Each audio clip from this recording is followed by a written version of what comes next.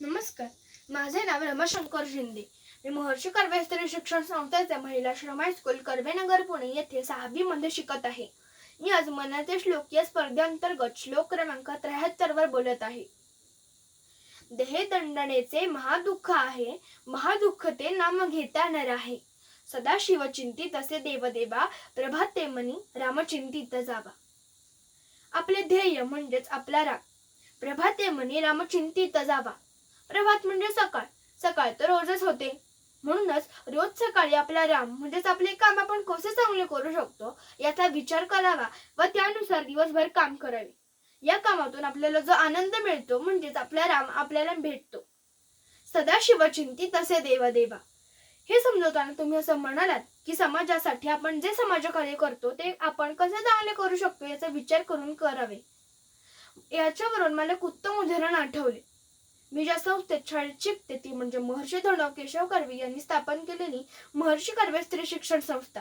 ही संस्था 130 वर्ष इतकी जुनी आहे. भारतरत्न महर्षी धोंडो केशव कर्वे यांनी अनाथ बालिकांच्या पुनरुत्थानासाठी या संस्थेची स्थापना केली व आजही ही संस्था अनेक अनाथ बालिकांचे पालकत्व घेऊन उभी आहे.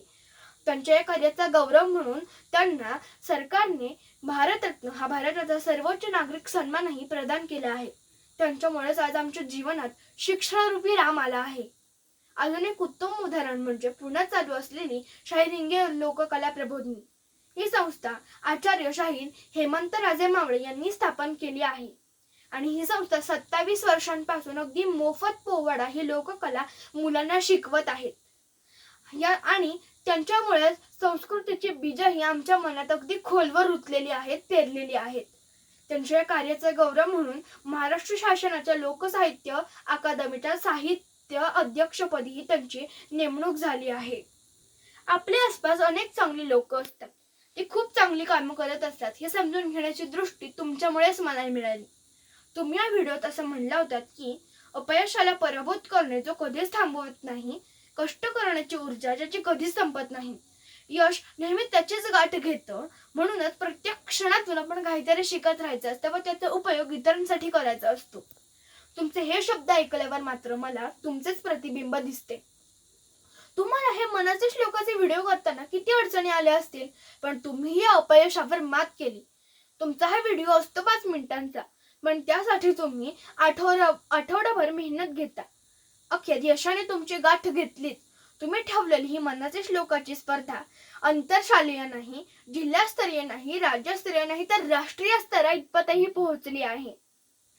म्हणूनच तुम्ही बनवलेल्या व्हिडिओतून प्रत्येक वाक्यातून आम्ही काहीतरी शिकत असतो व त्याचा उपयोग आम्ही नक्की समाजासाठी नाही पण आमच्या आजूबाजूच्या लोकांसाठी नक्कीच करू. हेच मी तुमच्या या व्हिडिओतून अण्णांच्या व हेमंतराजे मावळे यांच्या जीवनचरित्रातून शिकले आहे.